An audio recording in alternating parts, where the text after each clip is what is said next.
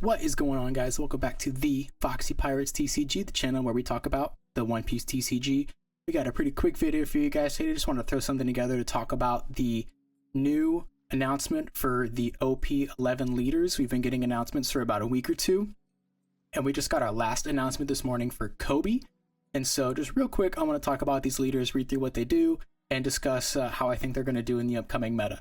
So let's dive right in. First and foremost, we have Purple Charlotte Katakuri. We know that this next, or that OP11 is going to be a Big Mom Whole Cake Island kind of theme, so Katakuri makes sense. There is already a mono yellow Katakuri leader.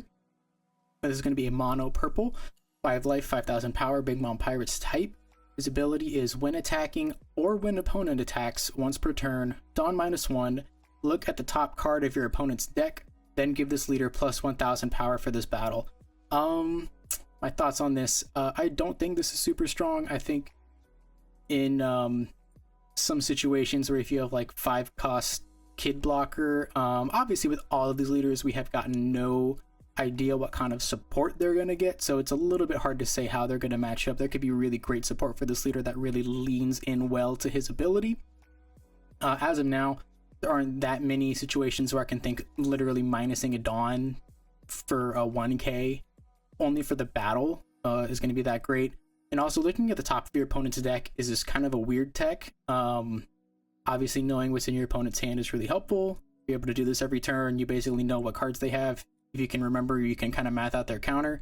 It's helpful. I can see a lot of issues arising with this deck of people just reaching across the table at someone else's deck without, you kind of gotta, everyone knows it's what you're gonna be supposed to be doing, but ask permission, give it a second. Don't just like snag someone's cards. That's, I can foresee some issues happening with that, but this leader just seems okay. Really going to depend on the kind of support that he gets. Mono purple, I don't know. It's also really tough that he's not going to have access to all of the yellow Big Mom Pirate stuff. That's a weird choice. So yeah, I guess we're going to see what happens, what they print for it, and how it goes. I think I can see this being kind of a middle of the road guy, depending on how the support goes. Next, okay, this one's very exciting. We have the blue-yellow Nami. This was a big deal when they announced this just a couple days ago. So this is a blue-yellow leader, 4 life, 5,000 power, Straw Hat Crew. It has 2 abilities. It's first, during your turn once per turn, when a life card leaves any life area, draw 1 card if you have 7 or fewer cards in your hand. Okay, first and foremost, that's a pretty great ability because there are not many situations where you have more than 7 cards in your hand in One Piece. So you're basically going to be drawing a lot. Now it's during your turn, so that's either when you successfully attack your opponent and they lose a life, or if you use an ability to remove a life card, which since it's yellow, there's going to be a lot of opportunities to do that. Hiyori is just one example of a great opportunity to take something off your life, draw a card, and put something on top of life, for instance a trigger that you really want to use. It's Nami's other ability is Dawn ×1. When opponent attacks once per turn, you may trash 1 card from your hand, give this leader plus 2,000 power for the turn. Now if this was how Katakuri's ability worked, where he got plus 1,000 for the turn, this would be a little bit of a different story. Now this is an interesting ability. It's really good because basically you can trash a brick from your hand and give your leader 7,000 power, have your leader be 7,000 power for the rest of the turn, which is incredibly powerful. This is a very defensive ability in this situation. Some drawbacks: the Dawn ×1 is going to hurt. That means that you're not going to want, there probably will be 10 drops, but 10 drops in this deck are going to feel a little clunky, especially because by the time you're dropping 10 drop cards, you're probably going to be wanting a Dawn on your leader. But that being said, yellow has a lot of really good 9 drop and 8 drop stuff, so it probably won't be that big of a deal. Trashing a card always hurts, but since this is also blue, there can be a lot of draw abilities, a lot of Sanji's Pilaf going on in the triggers, a lot of stuff where you're drawing cards. So I can see a lot of moving through your deck quickly with this leader. This is gonna be one to watch for sure. This potentially will be the best in this set. Again, even without any announced support, if this card just came out today, it would be incredible just with what cards already exist. So I'll be very interested to see what kind of support comes out for this. This is going to be a good one. This is one to keep your eyes on. Okay, one that I'm personally very excited about. We have Red Black Koby. All right, 4 life, 5,000 power, Navy, and Sword type. His first ability is your Sword type characters can attack characters the turn they are played. This is very powerful. With the Usopp coming out in the West in OP10, it's not his ability, but you can play Corrida Coliseum, and all of your Dressrosa type characters can attack characters in the turn that they are played. So if you're kind of curious how this ability works, give Usopp a try on the sim. It's great. Being able to play any character out and essentially giving them a variation of rush onto characters is super powerful. Yeah, so we'll kind of circle back to this. His other ability is once per turn. This is not your turn or their turn. This is once per turn. Okay? When one of your Navy type characters with an original power of 7,000 or less is removed from play by your opponent's effects, instead, you may place 3 cards from your trash on the bottom of your deck in any order. Okay, since this is black, there's going to be a lot of trash recursion going on and a lot of trashing going on in the first place. There are a ton of black Navy cards, so that's already going to be good. And this can happen if it's your turn and you're swinging into life and someone gets a KO trigger. This does not specify on your opponent's turn. You can still use this to protect your cards. So it's very powerful in that sense. There's going to be a lot of your Kuzans, your Borsalinos, stuff like that. You're going to be able to protect them a lot better. Now, it does not include KO, like battling. So if there's actually battling going, this is specifically from effects. Still very powerful. Not a lot of red support that exists right now for this card, so I'll be interested to see if they print some red, Navy, or Sword stuff, which kind of goes into the other thing. I don't believe we have any Sword type cards yet in the game, or if there are, they're very few and far between. So this kind of has the same potential issue as Buggy, where the ability is really cool, but there just aren't that many. There weren't that many cross-skilled cards printed, or at least good cross-skilled cards printed. And so as time goes on and we get more cross-skilled, Buggy will get a lot better, and this potentially is going to be the same situation with Koby. Now, we do know that one of the new secret rares in the set is going to be Koby, and it is going to be a Sword type character. We don't know what his ability is yet, that card, but he will be able to attack characters in the turn that he's played when you play him in Koby. So I'll be interested to see what kind of red support this gets. Obviously, we do have red and black Garp already, so there will be some red stuff that can kind of transfer over to there. I kind of like that Koby's also red and black, kind of being a pupil of Garp. So I think that's a fun thing to add. I'm very curious. This leader is definitely going to be defined by the support that it gets. But if it gets good support, I can see it being really, really interesting. I like Koby a lot as a character. I'll probably try to play this regardless of how it turns out. So very excited about this leader and what comes from it. It's going to be sticky. This is kind of like a red-black Sabo ability, a little bit in a sense, but I think it's a little bit better because bottom decking your trash in a Navy type deck is not the worst thing in the world. So yeah, that's pretty cool. Excited about that one. Next is the one that everyone's talking about. This is contending for the most anticipation next to the Nami, is Blue Purple Luffy, or Blurple Luffy. And this is our second 3 life, 6,000 power leader in the game, the other being Red Purple Luffy. He's a Straw Hat Crew type leader. His ability is you may activate this effect at the start of your turn. If you have 8 or more Dawn, look at the top 5 cards of your deck, reveal up to 1 Straw Hat Crew type card, and add it to your hand. Then place the remaining cards at the top or bottom of your deck in any order. This is an unbelievably powerful effect. Now, some stipulations is that this effect activates at the start of your turn. This means that this is before your refresh phase, before you add your 2 Dawn. So on the turn, when you are adding 2 Dawn to have 8 Dawn, this does not count.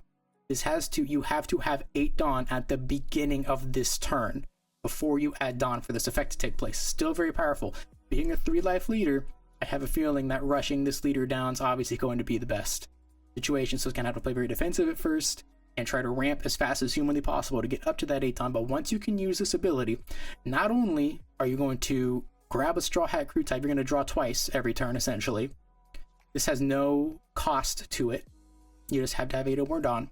You draw a Straw Hat type, and then you can place the rest of the cards at the top or bottom in any order, so you get to choose what card you draw next. So everyone's obviously talking about the 9-cost Sanji. Pull the 9-cost Sanji on your search. Put an incredibly powerful card under the one that you draw. Draw a card. Congratulations, you can grab a 2K, whatever you want. Play out the Sanji. then you get to play out another 9 cost or less card, and you've planned out exactly how you want it to go. Once this leader is going to be able to use his ability in a game, it is going to be scary. So obviously, it being a 3 life, 6,000 power leader, very unique. Those of us who have played some red purple Luffy out there know that it can be scary and tough, but having a base 6,000 power is very, very strong. If your opponent wants to attack into you, they have to attach a Dawn to their leader, they have to attach Dawn to their 5,000 power characters, and it's costly. So you can usually get around, unless they're just going completely, throwing all their Dawn onto their leader and trying to go into you, which is not going to go that well for them. So again, we have no announced support for this leader, but if he dropped today, he would be scary. So very excited about this leader. Besides him and Koby, I think are the 2 that I'm most excited about to play and mess around with. So very interesting, very exciting. Looking forward to what this guy's gonna have to offer. All right, next we have Shirahoshi. Shirahoshi's a green-yellow leader, 5 life, 5,000 power. Merfolk and Fishman Island. This leader cannot attack.